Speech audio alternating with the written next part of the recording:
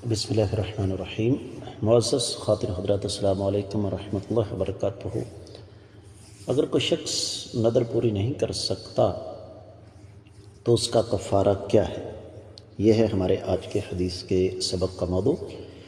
مشکات المصابیح کتاب الایمان والنذور یعنی قسموں اور نذروں کا بیان باب ہے نذروں کے حوالے سے 3434ویں حدیث کتاب میں اور چوتھی ہے باب میں۔ الفاظ سماعت فرمائیے گا۔ وعن عقبۃ بن عامر رضی اللہ عنہ عن رسول اللہ صلی اللہ علیہ وسلم قال کفارۃ النذر کفارۃ الیمین، رواہ مسلم۔ آپ نے سماعت فرمایا کہ یہ حدیث صحیح مسلم میں ہے۔ اب اگر یہ حدیث صحیح مسلم میں ہے تو پھر اس کا تفصیلی حوالہ بھی آپ کی خدمت میں رکھنا ضروری ہے، اور تفصیلی حوالہ نوٹ فرما لیجئے۔ صحیح مسلم کتاب النذر یعنی نذر کے احکامات 5واں باب ہے۔ باب فی کفارۃ النذر، نذر کا کفارہ۔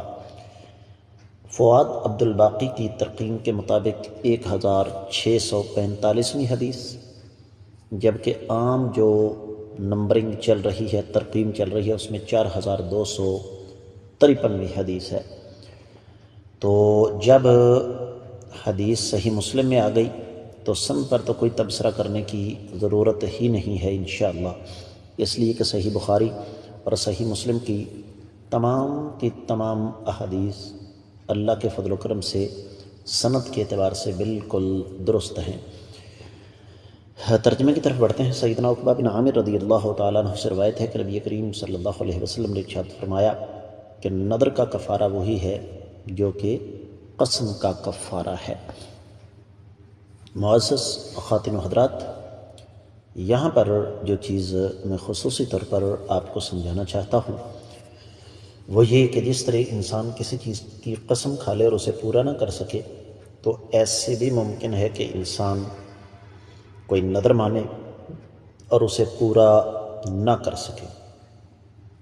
تو نذر اور قسم ان کا کفارہ بالکل ایک جیسا ہے، اور وہ کفارہ ہمیں سورۃ المائدہ میں مل جائے گا۔ 89 آیت مبارکہ ہے۔